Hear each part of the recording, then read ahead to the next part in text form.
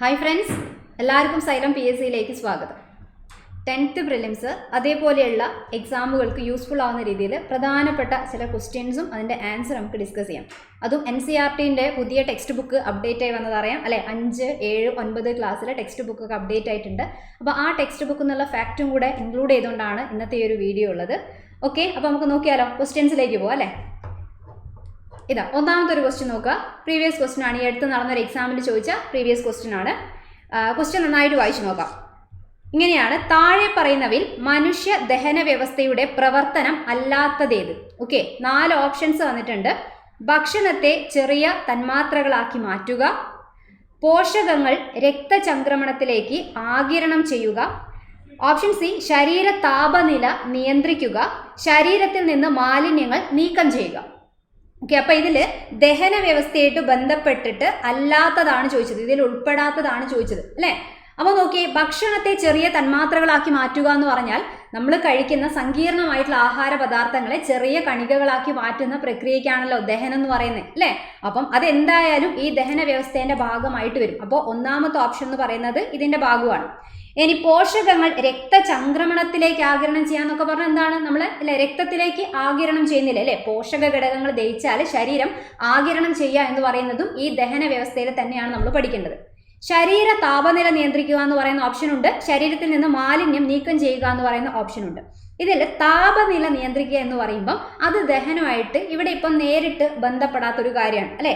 അപ്പോൾ ഓപ്ഷൻ ഡിക്ക് ബന്ധമുണ്ടോ? ശരീരത്തിൽ നിന്ന് മാലിന്യം നീക്കം ചെയ്യൂ അല്ലേ. എല്ലാം കഴിഞ്ഞാൽ അവസാനം നമ്മുടെ ശരീരത്തിൽ നിന്ന് ദഹനത്തിന് വിധേയമായി ആഗിരണം കഴിഞ്ഞ് അവസാനം അവശേഷിക്കുന്ന വസ്തുക്കളെ വിസർജ്യ വസ്തുക്കളാക്കി ശരീരം എന്ത് ചെയ്യുന്നുണ്ട്? പുറന്തള്ളുന്നുണ്ട് എന്നറിയാം അല്ലേ. അപ്പം ഇതൊക്കെ ഇതിൽ വരുന്നതാണ്. അപ്പോൾ പെടാത്തതെന്ന് പറയുമ്പം ഇവിടുത്തെ ആൻസർ ഏതാണ്?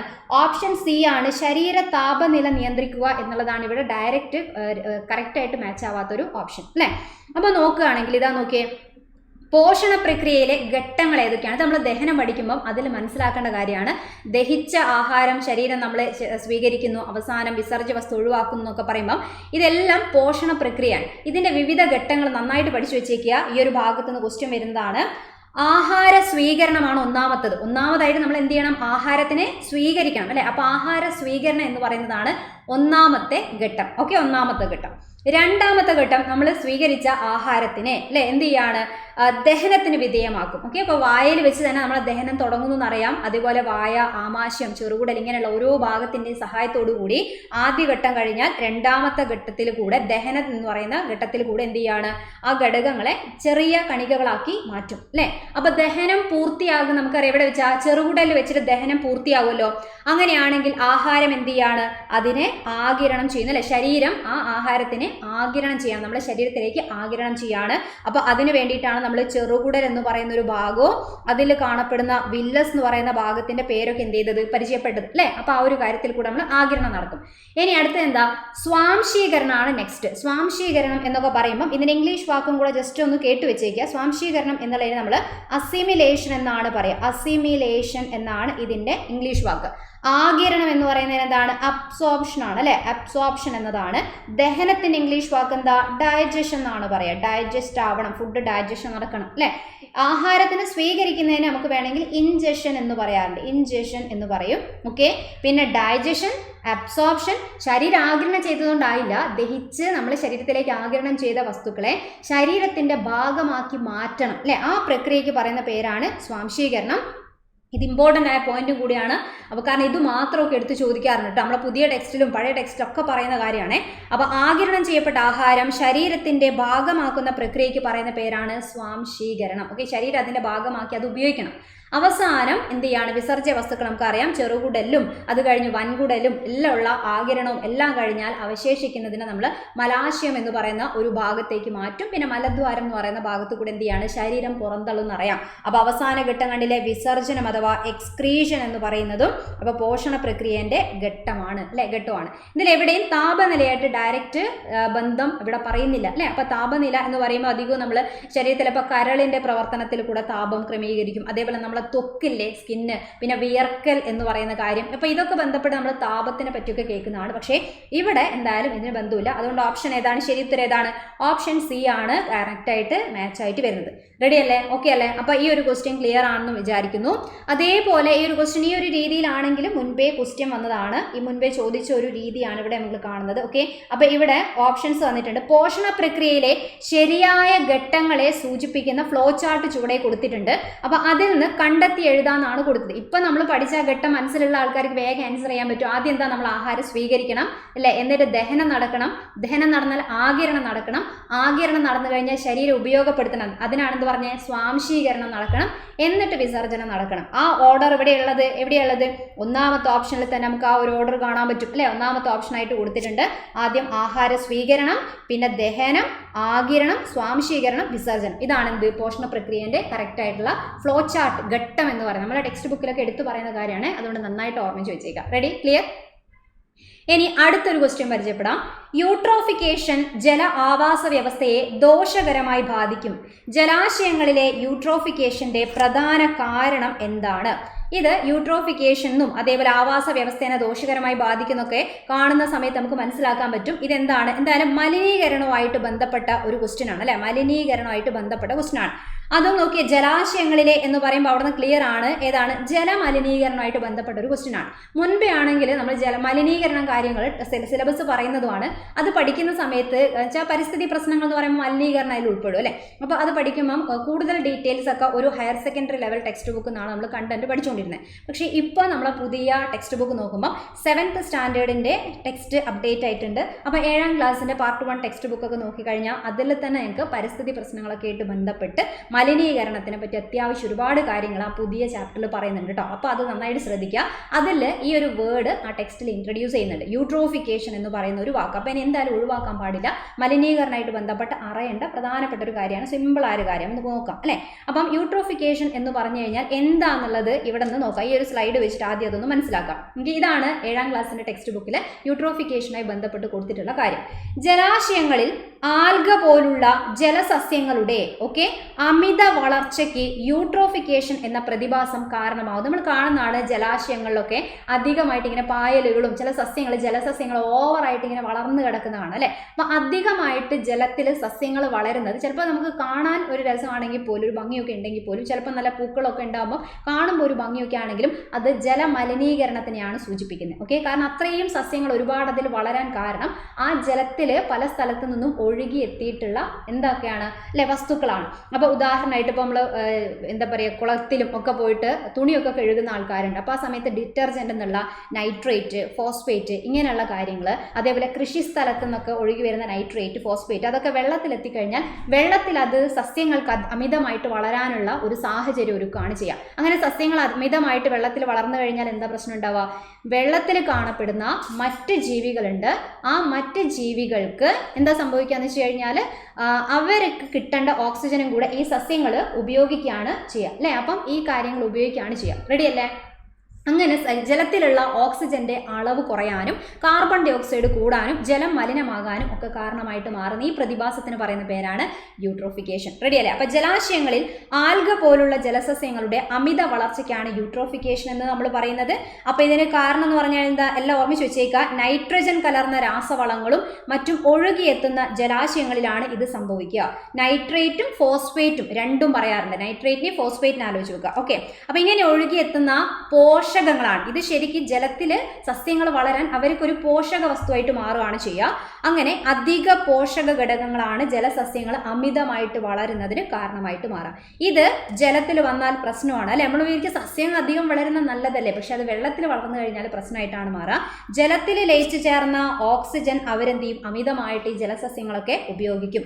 അപ്പോൾ ഇത് ജലത്തിൽ ഓൾറെഡി ഉള്ള മറ്റ് സസ്യങ്ങളും ജന്തുക്കളും ഒക്കെ ഓക്സിജൻ ലഭിക്കാതെ നശിച്ചു പോകാനും ജലം മലിനീകരിക്കപ്പെടാനും ജലത്തിൻ്റെ അല്ലെ ഘടന മാറുക, അതിൻ്റെ മണം മാറുക, നിറം മാറുക, ഇങ്ങനെയുള്ള കാര്യങ്ങൾക്കൊക്കെ അത് കാരണമായിട്ട് മാറുകയാണ് ചെയ്യുക, പ്രശ്നമായിട്ട് മാറും അല്ലേ. റെഡി അല്ലേ? അപ്പോൾ യൂട്രോഫിക്കേഷൻ എന്താണെന്നുള്ളത് ചെറിയൊരു ഐഡിയ കിട്ടി. ഇനി റിലേറ്റഡ് ക്വസ്റ്റ്യൻ ഒന്നും കൂടെ നോക്കിയാൽ, യൂട്രോഫിക്കേഷൻ ജല ആവാസ വ്യവസ്ഥയെ ദോഷകരമായി ബാധിക്കും. ജലാശയങ്ങളിലെ യൂട്രോഫിക്കേഷന്റെ പ്രധാന കാരണം എന്താണ്?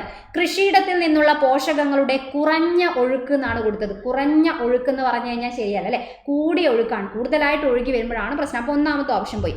വെള്ളത്തിലെ ഓക്സിജന്റെ അളവിലെ വർധനവ്, ഓക്സിജൻ കൂടുവാണോ ചെയ്യുക, വർധനവാണ് ഉണ്ടാവുക? അല്ല, കുറഞ്ഞു പോവുകയാണ് ചെയ്യുക. അപ്പോൾ ആ ഓപ്ഷനും പോയി അല്ലെ. പോഷകങ്ങളുടെ അമിതമായ സാന്നിധ്യം, അത് നമുക്ക് സെലക്ട് ചെയ്യാൻ പറ്റും. അതാണ് പ്രശ്നം. പോഷകങ്ങളുടെ അമിതമായ സാന്നിധ്യമാണ്. ആലോചിച്ച് വെക്കുക, നൈട്രേറ്റ്, ഫോസ്ഫേറ്റ് ഒക്കെ പോലെയുള്ള പോഷകങ്ങളുടെ സാന്നിധ്യമാണ് ഇതിന് കാരണം. ഓക്കെ. പാറകളുടെ സ്വാഭാവികമായ അപക്ഷയം, അതൊന്നും ഇപ്പോൾ ഇവിടെ ഡയറക്റ്റ് നമ്മൾ എവിടെയും പറഞ്ഞ് കേട്ടിട്ടില്ല അല്ലെ. അപ്പോൾ അവിടെ ഏതാണ് ഓപ്ഷൻ സെലക്ട് ചെയ്യുക? ഓപ്ഷൻ സി ആണ് എന്നുള്ളത് ഓർമ്മിച്ച് വെക്കുക. റെഡി അല്ലേ? ക്ലിയർ അല്ലേ? അപ്പോൾ നൈട്രേറ്റും ഫോസ്ഫേറ്റും എന്നുള്ളത് ഒന്ന് ഓർമ്മിച്ച് വെച്ചേക്കണം. അതും വേണമെങ്കിൽ ചോദിക്കാം, നമ്മുടെ ടെക്സ്റ്റ് ബുക്കിലൊക്കെ എടുത്ത് പറയുന്നതാണ്. ഓക്കെ. നൈട്രേറ്റിന്റെ കാര്യം മാത്രം ഈ ടെക്സ്റ്റിൽ കണ്ടു, ഫോസ്ഫേറ്റ് എന്നുള്ളത് ഹയർ സെക്കൻഡറി ലെവലിലും കൂടിയൊക്കെ പറയുന്നതാണ്. അപ്പോൾ ഇങ്ങനെയുള്ള വസ്തുക്കളാണ് പോഷക വസ്തുക്കളായിട്ട് നമ്മൾ വെള്ളത്തിലേക്ക് ഒഴുകിയെത്തുന്നത്. റെഡി അല്ലേ? ക്ലിയർ അല്ലേ? ഓക്കെ. ഇനി അടുത്ത ഒരു ക്വസ്റ്റ്യനിലേക്ക് പോവാം. ആക്റ്റിൻ, മയോസിൻ എന്നീ പ്രോട്ടീൻ തന്തുക്കൾ ഏത് ഭാഗവുമായി ബന്ധപ്പെട്ടിരിക്കുന്നു? നമ്മുടെ ശരീരത്തിൽ ഏത് ഭാഗമായിട്ടാണ് നമ്മൾ ആക്റ്റിൻ, മയോസിൻ എന്നീ പ്രോട്ടീൻ്റെ പേര് കേൾക്കുന്നത്? അപ്പോൾ ചെറിയൊരു വലിയ പുതിയൊരു ടെക്സ്റ്റ് ബുക്കിൽ നമ്മൾ ഈ ഒരു വാക്ക് ഇൻട്രൊഡ്യൂസ് ചെയ്തിട്ടുണ്ട്. 9ാം ക്ലാസ്സിൻ്റെ നമ്മളെ പുതിയ SCERT ടെക്സ്റ്റ് ബുക്കിൽ ഈ ഒരു വാക്ക് കൃത്യമായിട്ട് കൊടുത്തിട്ടുണ്ട്. അതല്ലെങ്കിലും ഇതിൻ്റെ മുൻപേ നമ്മൾ ഒരു ഹയർ സെക്കൻഡറി ലെവലിലൊക്കെ ഈ ആക്റ്റിൻ, മയോസിൻ എന്ന് പറയുന്ന വാക്ക് ഉള്ളതാണ്. ആ ടെക്സ്റ്റ് നിന്നാണെങ്കിലും ചിലപ്പോൾ കേട്ട് കാണും. ഇനി മറക്കരുത്, SCERTയിൽ എടുത്തു പറഞ്ഞതാണ്, ഇനി നമ്മൾ മറക്കാൻ പാടില്ല കേട്ടോ. Actin, myosin. ആക്റ്റിൻ കേൾക്കുമ്പോൾ പ്രത്യേകിച്ച് പെട്ടെന്നൊരു ഐഡിയ ഇല്ലെങ്കിലും മയോസിൻ എന്ന് കേൾക്കുമ്പോൾ വേണമെങ്കിലും മയോളജി എന്നൊക്കെ എടുത്തൂടെ അല്ലെ. മയോളജി എന്ന് പറഞ്ഞു കഴിഞ്ഞാൽ എന്താ? പേശികളെ കുറിച്ചുള്ള പഠനത്തിനാണ് നമ്മൾ എന്ത് പറഞ്ഞത് അല്ലെ, മയോളജി എന്ന് പറയുന്നത് അല്ലെ. റെഡി അല്ലേ? അപ്പം പേശിയായിട്ട് ബന്ധപ്പെട്ട് അങ്ങോട്ട് ഓർത്ത് വെച്ചാൽ മതി. പേശികളെ പറ്റി പഠിക്കുമ്പോൾ നമ്മളെ പേശി മസിലിൽ കാണപ്പെടുന്ന പ്രോട്ടീൻ്റെ തന്തുക്കൾക്ക് പറയുന്ന പേരാണ് ഏത്? ആക്റ്റിൻ എന്നും മയോസിൻ എന്നും. അപ്പോൾ ഓപ്ഷൻ ഏതാണ്? ഓപ്ഷൻ സി, പേശി എന്നതാണ് ആൻസർ. മസിൽ അല്ലെ, മസിൽ അഥവാ പേശി. അപ്പം ഇത് നമ്മളെ ടെക്സ്റ്റ് ബുക്കിൽ കൊടുത്തിട്ടുണ്ട്. ഇതാ ഇവിടെ നമുക്ക് കാണാം, കണ്ടല്ലോ. ഇതാണ് നമ്മൾ വിവിധ തരം നമ്മുടെ ശരീരത്തിലുള്ള പേശികളെ തന്നെ നമ്മൾ പ്രധാനമായിട്ടും 3 തരം പേശികൾ പഠിക്കുന്നില്ലേ. നമ്മുടെ ശരീരത്തിലെ അസ്ഥികളുമായിട്ട് ചേർന്ന് നിൽക്കുന്ന പേശിക്ക് എന്താ പറയുക? അസ്ഥിപേശി അല്ലെങ്കിൽ സ്കെലിറ്റൽ മസിൽ എന്ന് പറയും. അതേപോലെ ശരീരത്തിൻ്റെ ആന്തരാവയവം, നമ്മുടെ ഉള്ളിലുള്ള ഇന്റേണൽ ഓർഗൻസിലൊക്കെ കാണപ്പെടുന്ന പേശികൾക്ക് നമ്മൾ മൃദുല പേശി അല്ലെങ്കിൽ സ്മൂത്ത് മസിൽ ഇങ്ങനെയുള്ള പേരൊക്കെ ഇട്ട് വിളിക്കാറുണ്ട് അല്ലേ.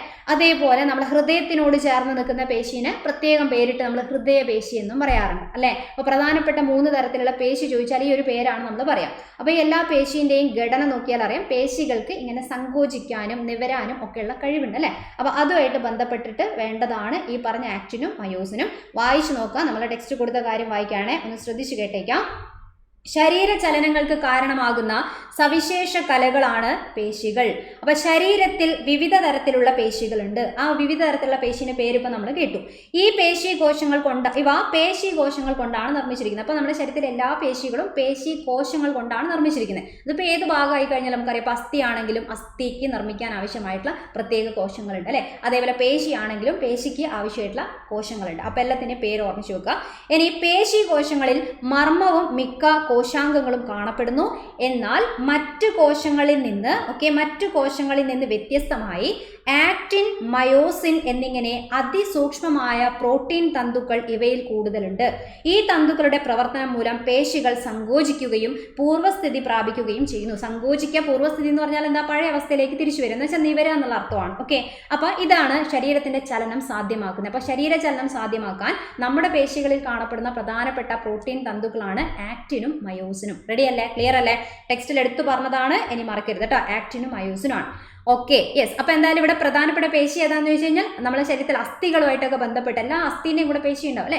അസ്ഥിയായിട്ട് ബന്ധപ്പെട്ട് ഇപ്പോൾ കയ്യിലുള്ള അസ്ഥി, കാലിലുള്ള അസ്ഥിയൊക്കെ നോക്കിക്കഴിഞ്ഞാൽ അസ്ഥീൻ്റെ കൂടെ കാണപ്പെടുന്ന പേശിക്കാണ് അസ്ഥിപേശി എന്ന് നമ്മൾ പറയാം. അസ്ഥിപേശി ശരീരത്തിൻ്റെ ആന്തരാവയവങ്ങളിലൊക്കെ ഉള്ളിലുള്ള അവയവങ്ങളൊക്കെ ഉണ്ട് അല്ലേ. അപ്പോൾ അതിനോട് ചേർന്ന് കാണപ്പെടുന്ന പേശിയാണ് മൃദുല പേശി. പിന്നെ ഹൃദയത്തിനോട് ചേരുന്ന പേശിയാണ് എന്ത്? ഹൃദയപേശി. അതിൽ അസ്ഥിപേശി, ഹൃദയപേശി എന്ന് ആലോചിക്കാൻ ഒരു കുഴപ്പമില്ല, കാരണം അതേപോലെയുള്ള വാക്കാണ്. ആന്തരാവയവങ്ങളിലുള്ളത് എന്താ? അങ്ങനെ അങ്ങനെ ആലോചിച്ചാൽ മതി. നമ്മൾ ആന്തരാവയവങ്ങളൊക്കെ വളരെ മൃദുവാണ് അല്ലെ, ഭയങ്കര സോഫ്റ്റ് ആണ്, ഭയങ്കര സൂക്ഷിച്ച് കൈകാര്യം ചെയ്യണം. അപ്പോൾ ഏതാണ്? മൃദുല പേശി എന്നാണ് നമ്മൾ അതിന് പേര് പറയാം. ഓക്കെ, റെഡി അല്ലേ?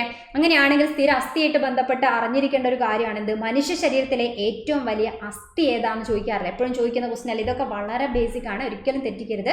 ശരീരത്തിലെ ഏറ്റവും വലിയ അസ്ഥി ഏതാ എന്ന് ചോദിച്ചാൽ ആൻസർ ഏതാ? അറിയാം, മാറല്, തുടയല്, സ്റ്റേപ്പിസ്, കീഴ്ത്താടിയല് എന്നൊക്കെ കൊടുത്തിട്ടുണ്ട്. ആൻസർ ഏതാ? ഏറ്റവും വലിയ അസ്ഥി? യെസ്, തുടയല് അല്ലേ, തുടയൽ എന്നതാണ് അസ്ഥി. അതിനെ നമ്മൾ ചിലപ്പോൾ അതിന് ഇംഗ്ലീഷ് വാക്കാക്കിയിട്ട് ഫീമർ എന്ന് പറയാറുണ്ട്. ആ വാക്കും കൂടെ ആലോചിച്ച് വെക്കുക. Okay, femur. അങ്ങനെയാണെങ്കിൽ സ്റ്റേപ്പിസ് എന്ന് പറയുന്ന ഒരു ഓപ്ഷൻ ഇവിടെ ഉള്ളിടത്തോളം ഉള്ളത് പരിചയപ്പെടാതെ പോകുന്നത് ശരിയല്ല. സ്റ്റേപ്പിസ് എന്ന് പറയുമ്പോൾ എവിടെയുള്ളതാണ്? ശരീരത്തിലെ ഏറ്റവും ചെറിയ അസ്ഥിയാണ് അല്ലെ, ചെറിയ അസ്ഥിയാണ്. അത് എവിടെയുള്ളതാന്ന് അറിയാലോ? എവിടെയാണ്? മാലിയസ്, ഇൻഗസ്, സ്റ്റേപ്പിസ് എന്നും പറഞ്ഞുകൊണ്ട് നമ്മൾ പഠിക്കാറില്ലേ, മിസ് എന്ന് പറയും. അപ്പം എം എന്താണ്? മാലിയസ് ആണ്, മാലിയസ്. അതേപോലെ ഐ എന്ന് പറഞ്ഞു കഴിഞ്ഞാൽ എന്താണ്? ഇൻഗസ് ആണ്. എസ് എന്താണ്? സ്റ്റേപ്പിസ് ആണ് അല്ലെ, സ്റ്റേപ്പിസ് ആണ്. അപ്പം ഇത് എവിടെയുള്ള അസ്ഥികളാണ്? നമ്മളെ ചെവിയിൽ കാണപ്പെടുന്ന അസ്ഥികളാണ്. ഒരു ചെവിയിൽ 3 അസ്ഥി, അതേപോലെ ഇവിടെ എന്തുണ്ട്? 3 അസ്ഥി. അപ്പം ചെവികൾ എന്ന് പറയുമ്പോൾ ആകെ 6 അസ്ഥികൾ കാണാൻ പറ്റും അല്ലെ, ഓരോ ചെവി 2 ചെവിയില്ലേ നമുക്ക്. അപ്പം ഇതിൽ സ്റ്റേപ്പിസ് ആണ്. സ്റ്റേപ്പിസ് എസ് എന്ന് പറയുമ്പോൾ തന്നെ സ്മോൾ എന്ന് ആലോചിച്ചാൽ മതി. എസ് സ്മോൾ ആണ്, ഏറ്റവും ചെറുതാണ് എന്ത്? ഇത് അല്ലേ, റെഡി അല്ലേ? ക്ലിയർ. ഇനി അടുത്ത ഒരു ക്വസ്റ്റ്യൻ നോക്കാം. അസ്ഥികളെ പൊതിഞ്ഞു കാണപ്പെടുന്ന ആവരണത്തിന്റെ പേരെന്താണ്? അസ്ഥികളെ പൊതിഞ്ഞു കാണപ്പെടുന്ന ആവരണം: പെരിസ്റ്റോമിയം, പെരികാർഡിയം, പെരിഓസ്റ്റിയം, പ്ലൂറ. ഓക്കെ, അവസാനത്തെ ഡി എന്ന് പറയുന്ന ഓപ്ഷൻ കാണുമ്പോൾ നമുക്കൊരു സമാധാനമാണ്, കാരണം അത് എന്തായാലും അല്ല എന്ന് അറിയാം അല്ലെ. ഒറ്റ വായനയിൽ നമുക്ക് കൺഫ്യൂഷൻ ഇല്ലാത്തൊരു ഓപ്ഷനാണ് പ്ലൂറ. പ്ലൂറ എന്ന് പറഞ്ഞു കഴിഞ്ഞാൽ ശ്വാസകോശത്തെ പൊതിഞ്ഞു കാണപ്പെടുന്ന ആവരണമാണ്. എത്രയോ പ്രാവശ്യം ചോദിച്ച PYQ ആണ്, മറക്കരുത്. ഓക്കെ, ഇനി പെരിസ്റ്റോമിയം എന്നുള്ള വാക്ക്, പെരികാർഡിയം നമുക്കറിയാലോ അല്ലെ, കാർഡിയം എന്ന് പറയുമ്പോൾ ഹൃദയമാണ്. അപ്പൊ ഹൃദയത്തെ പൊതിഞ്ഞു കാണപ്പെടുന്ന ആവരണം ഇരട്ട സ്ഥലമുള്ള ആവരണമാണ്. അങ്ങനെ 2 ഓപ്ഷൻ നമുക്ക് ഡിലീറ്റ് ആയി. പെരിസ്റ്റോമിയാണോ പെരിഓസ്റ്റിയം ആണോ നോക്കിയാൽ മതി അല്ലെ. അപ്പൊ ഏതാണ്? എന്തായാലും ഈ ഒരു വാക്ക് അറിയുന്ന ആൾക്കാർക്ക് ഇതിന്റെ ആൻസറിലേക്ക് എത്താൻ പറ്റും. എന്താണ്? ഓസ്റ്റിയോളജി. ഓക്കെ, എന്താണ് ഓസ്റ്റിയോളജി എന്ന് പറഞ്ഞു കഴിഞ്ഞാൽ അസ്ഥിനെ കുറിച്ചുള്ള പഠനത്തിനാണ് നമ്മൾ പറയാ അല്ലെ, അസ്ഥിനെ കുറിച്ചുള്ള പഠനത്തിനല്ലേ പറയാ. അപ്പൊ എന്തായാലും ഓസ്റ്റി എന്ന് പറയുന്ന വാക്ക് വരുമ്പം ഒന്നും ആലോചിക്കാതെ സെലക്ട് ചെയ്യാൻ പറ്റും. പെരിഓസ്റ്റിയം എന്നതാണ് എന്ത്? ഇവിടെ കറക്റ്റ് ആയിട്ടുള്ള ആൻസർ. അപ്പൊ ഇത് പുതിയ ടെക്സ്റ്റ് ബുക്കിൽ ഇത് കൊടുത്തിട്ടുണ്ട്. 9ാം ക്ലാസ്സിന്റെ പുതിയ ടെക്സ്റ്റിൽ ഇത് കൃത്യമായിട്ട് അപ്ഡേറ്റ് ചെയ്ത് കൊടുത്തിട്ടുണ്ട്. അതുകൊണ്ട് നിർബന്ധമായിട്ടും പഠിച്ചു വെച്ചേക്കാം. ഓക്കെ, പെരിഓസ്റ്റിയം കണ്ടില്ലേ, വാക്ക് കാണാലോ. അസ്ഥികൾ മനുഷ്യ ശരീരഭാരത്തിന്റെ 18% വരും. അതും കൂടെ ഒന്ന് ആലോചിച്ച് വെച്ചേക്കാം കേട്ടോ. മൊത്തം ശരീരഭാരത്തിന്റെ 18% എന്താണ്? അസ്ഥികളാണ്. ശരീരത്തിന് ഘടന തരാം, നമുക്ക് നമ്മളതായ ഒരു ഷേപ്പ് ഉണ്ട്. അപ്പൊ ഏത് ജീവിയാണെങ്കിലും അതിന്റെ ഷേപ്പിന് കാരണം അതിനുള്ളിൽ കാണപ്പെടുന്ന അസ്ഥിയാണ് അല്ലെ. അപ്പം ശരീരത്തിന് ഘടനയും താങ്ങും സംരക്ഷണവും നൽകുന്നത് അസ്ഥികളാണ്. ഓരോ അസ്ഥിയെയും പൊതിഞ്ഞു കാണപ്പെടുന്ന ആവരണത്തിന്റെ പേരാണെന്ത്? പെരിഓസ്റ്റിയം. ഓക്കെ, പെരി എന്ന് വെച്ചാൽ പുറത്ത്, ഓസ്റ്റിയം എന്ന് പറയുമ്പോൾ അസ്ഥി. അപ്പം പുറമെ അസ്ഥിന്റെ പുറത്തുള്ള ആവരണമാണ് പെരിഓസ്റ്റിയം. റെഡി അല്ലേ? അപ്പം അസ്ഥിക്കുള്ളില്, അസ്ഥിൻ്റെ എന്ന് പറയുമ്പോൾ അസ്ഥി ഒരു കട്ടിയുള്ള ഒരു പോലത്തെ ഒരു പദാർത്ഥമായിട്ട് നമ്മളെ മനസ്സിലുണ്ടെങ്കിൽ പോലും അസ്ഥിൻ്റെ ഉള്ളിൽ എന്തുണ്ട്? നമ്മൾ അസ്ഥി മജ്ജ ഉണ്ടെന്നൊക്കെ കേൾക്കുന്നതാണ് അല്ലേ. അപ്പം അതിനുള്ളിൽ എന്തൊക്കെ ഉണ്ടെന്ന് ചോദിച്ചു കഴിഞ്ഞാൽ അസ്ഥികളിൽ രക്തക്കുഴലും അതേപോലെ നാഡികളും ലിംഫ് വാഹികളും എല്ലാം കാണപ്പെടുന്നുണ്ട്. ഓക്കെ, അപ്പം അസ്ഥിൻ്റെ ആരോഗ്യത്തിന് ആവശ്യമായിട്ടുള്ള കാര്യങ്ങൾ എന്തൊക്കെയാണ് നമുക്കറിയാലോ. കാൽസ്യവും ഫോസ്ഫേറ്റും അല്ലെ, കാൽസ്യം ഫോസ്ഫേറ്റ് മെയിൻ ആയിട്ട് വേണ്ടതാണ്, അസ്ഥിക്ക് ആവശ്യമുള്ളതാണ്. അതേപോലെ കൊളാജൻ പ്രോട്ടീൻ, പിന്നെ എന്താണ്, ലവണങ്ങൾ എന്നിവ അസ്ഥിക്ക് കാഠിന്യവും ബലവും നൽകുന്നു എന്നുള്ളത് ഓർമ്മിച്ച് വെച്ചേക്കുക. റെഡിയല്ലേ? അസ്ഥികളുടെ വളർച്ച, അതേപോലെ കേടുപാടുകൾ പരിഹരിക്കൽ, ധാതുക്കളെ നിക്ഷേപിച്ച് എല്ലുകളെ ശക്തവും ദൃഢവുമാക്കൽ എന്നിവ നിർവഹിക്കുന്നത് അസ്ഥികളിലെ ഒരു പ്രധാനപ്പെട്ട പേര്. ഒന്നും കൂടെ വരികയാണ്, ഇതും കൂടെ ചേർത്ത് വെച്ചിരിക്കുന്നതാണ് ഓസ്റ്റിയോബ്ലാസ്റ്റ് എന്നറിയപ്പെടുന്ന കോശങ്ങളാണ്. അപ്പോൾ ഓസ്റ്റിയോസൈറ്റ് എന്ന് നമ്മൾ കേട്ടിട്ടുണ്ടാവും, ഓസ്റ്റിയോബ്ലാസ്റ്റ് എന്നും ഇപ്പോൾ ഒരു പുതിയ ടേമും കൂടെ കേട്ടു. അപ്പോൾ രണ്ടും അസ്ഥിയിൽ കാണപ്പെടുന്ന പ്രധാനപ്പെട്ട കോശങ്ങളാണ് കേട്ടോ. അപ്പോൾ രണ്ടും കൂടെ ഓപ്ഷനിൽ വരില്ലായിരിക്കാം. അപ്പോൾ രണ്ടും സെയിം അല്ല. ഓസ്റ്റിയോസൈറ്റ് എന്ന് പറഞ്ഞാലും അസ്ഥികളിൽ കാണപ്പെടുന്ന കോശങ്ങളാണ്. അതേപോലെ ഓസ്റ്റിയോബ്ലാസ്റ്റ് എന്ന് പറഞ്ഞാലും, ഓസ്റ്റിയോബ്ലാസ്റ്റ് എന്ന് പറഞ്ഞു കഴിഞ്ഞാൽ എന്താണ്? അസ്ഥിയിൽ കാണപ്പെടുന്ന കോശത്തിന്റെ പേരാണ്. അപ്പോൾ രണ്ടും ഓർമ്മിച്ച് വെക്കുക. ഓസ്റ്റിയോസൈറ്റ് എന്ന് പറയുന്ന വാക്ക് നമ്മൾ കേട്ടിട്ടുണ്ടാവും, ഓസ്റ്റിയോബ്ലാസ്റ്റ് എന്ന് കേട്ട് കഴിഞ്ഞാലും ശരിയാണ്. ഓസ്റ്റിയോബ്ലാസ്റ്റും എന്താണ് അല്ലെ, എല്ലാ ധാതുക്കളെയും നിക്ഷേപിച്ച് നമ്മളെ എല്ലുകളൊക്കെ ദൃഢമാക്കാൻ സഹായിക്കുന്ന അസ്ഥിയിൽ കാണപ്പെടുന്ന കോശങ്ങൾക്ക് പറയുന്ന പേരാണെന്ത്? ഓസ്റ്റിയോബ്ലാസ്റ്റ്. ഓക്കെ, ഓസ്റ്റിയോബ്ലാസ്റ്റ് മറക്കരുത്. റെഡി അല്ലേ? അപ്പൊ പെരി ഓസ്റ്റിയം കിട്ടി, ഓസ്റ്റിയോബ്ലാസ്റ്റ് എന്ന് കേട്ടാൽ ഓസ്റ്റിയോ സൈറ്റ് എന്ന് കേട്ട് കഴിഞ്ഞാൽ എന്താണ്? കോശങ്ങളാണ്. ഇത് കോശങ്ങളാണ് എന്നുള്ളത് ആലോചിച്ച് വെച്ചേക്കുക. ഓക്കെ, പെരി ഓസ്റ്റിയം എന്ന പേര് കേട്ടാൽ എന്താ ആലോചിക്കേണ്ടത്? പെരി ഓസ്റ്റിയം എന്താണ്? അസ്ഥിനെ സംരക്ഷിക്കുന്ന ആവരണമാണ്. ഓക്കെ, ആവരണമാണ്. റെഡി അല്ലേ? ക്ലിയർ? അപ്പോൾ അസ്ഥിയായിട്ട് കുറേ പുതിയ സാധനങ്ങൾ നമ്മൾ മനസ്സിലാക്കി അല്ലേ? പുതിയ ടെക്സ്റ്റ് ബുക്ക് തന്നെ ഒരുപാട് കാര്യങ്ങൾ കൊടുത്തിട്ടുണ്ട്, മനസ്സിലാക്കി. അടുത്തൊരു ക്വസ്റ്റ്യൻ നോക്കാം. താഴെ കൊടുത്തിരിക്കുന്നവയിൽ മിനുസ പേശിയെക്കുറിച്ച് തെറ്റായ പ്രസ്താവന ഏതെല്ലാം? മിനുസ പേശിന്റെ കാര്യം ചോദിച്ചു. 3 തരം പേശി പഠിച്ചില്ലേ അല്ലേ? അസ്ഥിപേശി, മിനുസപേശി, ഹൃദയപേശി. മിനുസപേശി എന്ന് പറഞ്ഞപ്പോൾ നമ്മൾ എന്താ പറഞ്ഞത്? നമ്മുടെ ഉള്ളിലുള്ള എല്ലാ അവയവങ്ങളും ഭയങ്കര മിനുസുമാണ് അല്ലെങ്കിൽ സോഫ്റ്റ് ആണ് എന്നൊക്കെ പറഞ്ഞില്ലേ? മൃദുല പേശി എന്ന് നമ്മൾ പേര് പഠിച്ച അതിൻ്റെ തന്നെ വേറെ പേരാണ് എന്ത്? മിനുസ പേശി എന്ന് പറഞ്ഞാലും മൃദുല പേശി എന്ന് പറഞ്ഞു കഴിഞ്ഞാലും രണ്ടും എന്താണ്? സെയിം ആണ്. മൃദുല പേശി എന്ന് കേട്ടാലും മിനുസ പേശി എന്ന് കേട്ട് കഴിഞ്ഞാലും രണ്ടും ശരിയാണ്. റെഡിയാണ്. അസ്ഥികളുമായി ചേർന്ന് കാണപ്പെടുന്നു. ആ ഒരു പ്രസ്താവന തെറ്റായ പ്രസ്താവനയാണ് ചോദിച്ചിരിക്കുന്നത് അല്ലേ? താഴെ കൊടുത്തതിൽ മിനുസപേശിയെ തെറ്റായ പ്രസ്താവനയാണ്. അസ്ഥിയുമായി ചേർന്ന് കാണപ്പെടുന്നു എന്ന് പറഞ്ഞാൽ അസ്ഥിപേശി അല്ലേ? അപ്പൊ ഇതെന്തായാലും ഇവിടുത്തെ തെറ്റായ പ്രസ്താവന തന്നെയാണല്ലോ. രക്തക്കുഴലുകളിൽ കാണപ്പെടുന്നു. ആന്തരാവയവങ്ങൾ കാണപ്പെടുന്നത് ഇവരാണ്. അപ്പൊ ഇതിവിടെ സംബന്ധിച്ചിടത്തോളം ശരിയായ പ്രസ്താവനയാണ് അല്ലെ? കുറുകെ വരകൾ കാണപ്പെടുന്നു. കുറുകെ വരകൾ കാണപ്പെടുന്നുണ്ടോ എന്ന് ചോദിച്ചാൽ കുറുകെ വരകൾ കാണപ്പെടാത്തതുകൊണ്ടാണ് ഇതിന്റെ ഉപരിതലം മിനുസമായിട്ട് നമ്മൾ പറയാൻ കാരണം. അപ്പം വരകൾ കാണപ്പെടുന്നു എന്ന് പറഞ്ഞു കഴിഞ്ഞാൽ തെറ്റായ പ്രസ്താവനയായിട്ട് നമുക്ക് എടുക്കാം. അനൈശ്ചിക ചലനം സാധ്യമാക്കുന്നു. നമ്മളെ നിയന്ത്രണത്തിലല്ലാത്ത ചലനങ്ങൾക്കാണ് അനൈശ്ചിക ചലനം എന്ന് പറയാം അല്ലേ? അപ്പം നമ്മുടെ ശരീരത്തിന്റെ ഉള്ളിലുള്ള അവയവങ്ങളെ നിയന്ത്രിക്കുന്ന പേശി നമ്മളെ കൺട്രോളിലാണോ അല്ലേ? നമ്മളെ ഉള്ളിലുള്ള അവയവങ്ങൾ നമ്മളെ കൺട്രോളിലാണോ? അല്ലാലോ. അപ്പം അനൈശ്ചികമാണ് അതിന്റെ ചലനം. നമ്മളെ നിയന്ത്രണത്തിലാണെങ്കിൽ ഐച്ഛികം എന്നാണ് പറയുക. അപ്പൊ അനൈശ്ചിക ചലനം സാധ്യമാക്കുന്നു എന്ന് പറഞ്ഞാൽ ഇത് ഇവിടെ ഇതിനെക്കുറിച്ചുള്ള ശരിയായതാണ്. നമുക്ക് ഏതൊക്കെയാണ് വേണ്ടത്? തെറ്റായ പ്രസ്താവനയാണ് വേണ്ടത് അല്ലെ? അസ്ഥികളുമായി ചേർന്ന് കാണപ്പെടുന്നു, തെറ്റായ പ്രസ്താവനയാണ്. കുറുകെ വരകൾ കാണപ്പെടുന്നു എന്ന് പറഞ്ഞു കഴിഞ്ഞാൽ എന്താണ്? തെറ്റായ പ്രസ്താവനയാണ്. അപ്പൊ രക്തക്കുഴലിൽ കാണപ്പെടുന്നതും അനൈശ്ചിക ചലനം സാധ്യമാക്കുന്നതും പറഞ്ഞാൽ ഒരു മിനുസപേശിനെ അല്ലെ മൃദുല പേശിനെ സംബന്ധിച്ചിടത്തോളം അത് ശരിയായ പ്രസ്താവനയാണ്. അപ്പം 1 തെറ്റാണ്, 3 തെറ്റാണ്. അങ്ങനെ ഒരു ഓപ്ഷൻ നമുക്ക് സെലക്ട് ചെയ്യാൻ പറ്റും. ഏതാണ്? ഓപ്ഷൻ ബി സെലക്ട് ചെയ്യാം അല്ലെ? ഓപ്ഷൻ ബി ആണ് അപ്പോൾ ഇവിടുത്തെ ആൻസർ. റെഡി അല്ലേ? 1, 3 എന്നിവയാണ് തെറ്റായ പ്രസ്താവന. ഇതാണ് നമ്മൾ പഴയ ടെക്സ്റ്റിൽ പുതിയ ടെക്സ്റ്റിലൊക്കെ കൊടുത്തിട്ടുണ്ട്. അപ്പോൾ ഒരു കാര്യം വെച്ചിട്ടാണ് ചോദിച്ചത്. അസ്ഥിപേശീനെ ആയിട്ട് അസ്ഥിയുമായി ബന്ധപ്പെട്ട് കാണപ്പെടുന്ന പേശികൾ ആലോചിച്ച് വെക്കാം. ഇനി ഇതിന്റെ ഷേപ്പ് ഈ ചിത്രം കണ്ടാൽ അറിയാം. ഇങ്ങനെ നീണ്ട് സിലിണ്ടർ പൈപ്പ് പോലെയല്ലേ ഉള്ളത്? സിലിണ്ടർ ആകൃതിയിലുള്ള കോശങ്ങൾ. കുറുകെ വരകൾ കാണപ്പെടുന്നില്ല. വളരെ ക്ലിയർ ആയിട്ട് ഇതിൽ നമുക്ക് വര എങ്ങനെ കാണാൻ പറ്റും അല്ലെ? അപ്പൊ കുറുകെ വരകൾ കാണപ്പെടുന്ന പേശികളാണിത് അല്ലെ? ഐച്ഛിക ചലനം സാധ്യമാണ്. നമ്മുടെ കൈയിന്റെയും കാലിന്റെ മുകളൊക്കെ കൈയും കാലൊക്കെ നമ്മളെ നിയന്ത്രണത്തിലല്ലേ അതിന്റെ കൺട്രോൾ. അപ്പൊ എങ്ങനെയാണ്? ഐച്ഛിക ചലനമാണ് സാധ്യമാക്കുന്നത്. റെഡി. ഇനി ഇതാണ് നമ്മളെ മിനുസപേശി. ഓക്കെ, അല്ലെങ്കിൽ എന്ത് പേരെന്താ ഇപ്പൊ പഠിച്ചേ? മൃദുല പേശി എന്ന് പറയാം അല്ലെ? ഇതിന് മുകളിൽ രേഖകളുണ്ടോ? ഈ ഒരു കോശം നോക്കിക്കഴിഞ്ഞാൽ അറിയാം ഇങ്ങനത്തെ ഒരു ഷേപ്പിലുള്ള കോശമാണ് അല്ലെ? ഇങ്ങനത്തെ ഒരു ഷേപ്പിലുള്ള കോശമാണ്. ഇതിന് മുകളിൽ രേഖകളുണ്ടോ എന്ന് ചോദിച്ചാൽ രേഖയില്ല. അതുകൊണ്ട് രേഖയില്ലാത്തത് എന്നുള്ള അർത്ഥത്തില് രേഖാശൂന്യ പേശി എന്നിവരെ നമ്മൾ വിളിക്കാറുണ്ട്. ഓക്കെ, അതുകൊണ്ട് തന്നെയാണ് മിനുസപേശി എന്നുള്ള പേരൊക്കെ കിട്ടിയത്. ആമാശയം, ചെറുകുടൽ തുടങ്ങിയ ആന്തരാവയവങ്ങളിലും നമ്മളെ രക്തക്കുഴലുകളിലൊക്കെ കാണപ്പെടുന്നതാണ്. ആകൃതി ഇങ്ങനെ ഒരു കണ്ണിന്റെ ഷേപ്പ് പോലെ വരച്ചില്ല അല്ലെ? നടുഭാഗം വീർത്തിട്ടും രണ്ട് ഭാഗവും ഇങ്ങനെ കൂർത്തിരിക്കുകയാണ്. അപ്പൊ ആ ഷേപ്പിനാണ് നമ്മൾ എന്ത് പറയാ? സ്പിൻഡിലാകൃതി. കുറുകെ വരകളുണ്ടോ? കുറുകെ വരകളില്ല അല്ലെ? അനൈശ്ചിക ചലനം കണ്ടറിയില്ല. ആമാശയവും ചെറുകുടലൊന്നും നമ്മളെ നിയന്ത്രണത്തിലല്ല കൺട്രോൾ. അപ്പം എങ്ങനെയാണ്? അത് അനൈശ്ചിക ചലനങ്ങളാണ് സാധ്യമാക്കുന്നത്. ഇനി ഹൃദയപേശി എന്ന് പറയുമ്പോൾ നെറ്റ് പോയിന്റിൽ നമുക്കറിയാം ഹൃദയത്തിനോട് ചേർന്ന് കാണപ്പെടുന്ന ഹൃദയഭിത്തിയിൽ കാണപ്പെടുന്ന പേശിയാണ്. ശാഖകളായി പിരിഞ്ഞ കോശങ്ങൾ അല്ലെ? നേരത്തെ നമ്മൾ രണ്ടിലും കാണപ്പെടാത്ത പ്രത്യേകതയാണ്. ഒരു മരത്തിന്റെ ശാഖകൾ പോലെ ഇവരിങ്ങനെ ശാഖകളായിട്ട് പിരിഞ്ഞ കോശങ്ങളെയാണ് കാണാൻ പറ്റുക. അപ്പൊ ശാഖകളായി പിരിഞ്ഞ കോശങ്ങൾ എന്ന് പറയുമ്പോൾ ഇതിന്റെ മാത്രം പ്രത്യേകതയാണ്. കുറുകെ വരകൾ ഉണ്ടോ? ചിത്രം നോക്കിയാൽ അറിയാം. യെസ്, കുറുകെ ചെറുതായിട്ട് ഇങ്ങനെ വരകളുണ്ട് അല്ലെ? അപ്പൊ കുറുകെ വരകൾ കാണപ്പെടുന്നു. ഓക്കെ, ഹൃദയം നമ്മളെ കൺട്രോളിലാണോ? അതിന്റെ പ്രവർത്തനം അല്ല. അതുകൊണ്ട് അനൈശ്ചിക ചലനമാണ് ഇവരും സാധ്യമാക്കുന്നത്. അപ്പൊ ഇത് പഠിച്ചു വെച്ചേക്കുക. ചോദിക്കാൻ സാധ്യതയുള്ള ഒരു ഭാഗമാണ്. അസ്ഥി പോലെ തന്നെ പ്രധാനപ്പെട്ടതാണ് പേശികളും. ഓക്കെ, റെഡി അല്ലേ? അപ്പൊ മിനുസപേശി എന്ന് പറഞ്ഞാലും മൃദുല പേശി എന്ന് പറഞ്ഞാലും രേഖാശൂന്യ പേശി എന്ന് പറഞ്ഞാലും എല്ലാം ഒരേ കാര്യത്തിന്റെ വേറെ വേറെ പേരാണ്. എല്ലാം പഠിച്ചു വെച്ചേക്കുക കേട്ടോ. റെഡി. അപ്പം ഒന്നാമത്തെ അസ്ഥിപേശിക്ക് രേഖകൾ ഉണ്ടല്ലോ. രേഖകൾ ഉള്ളതുകൊണ്ട് ഇവരെ നമ്മൾ രേഖാങ്കിത പേശി എന്നും പറയാറുണ്ട്. രേഖാങ്കിത പേശി അസ്ഥിപേശിയും രേഖാശൂന്യ പേശി എന്ന് പറയുന്നത് ഏതാണ്? മിനുസപേശിന്റെയും പേരാണ്. റെഡി. ഓക്കെ, ഇനി അടുത്തൊരു ക്വസ്റ്റ്യൻ. താഴെ പറയുന്നവയിൽ കാൽസ്യത്തിന്റെ അഭാവം മൂലമുണ്ടാകുന്ന ഒരു രോഗം ഏതാണ്? കാൽസ്യത്തിന്റെ അഭാവം മൂലമുണ്ടാകുന്ന രോഗം ഏതാണെന്നാ ചോദിച്ചത്.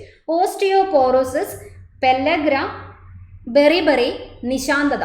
ഓക്കെ, അപ്പൊ അറിയാവുന്നതൊക്കെ വേഗം കണക്ട് ചെയ്തോ. നിശാന്തത എന്ന് പറയുമ്പോൾ എന്തായാലും കണ്ണുമായിട്ട് ബന്ധപ്പെട്ടതാണ്.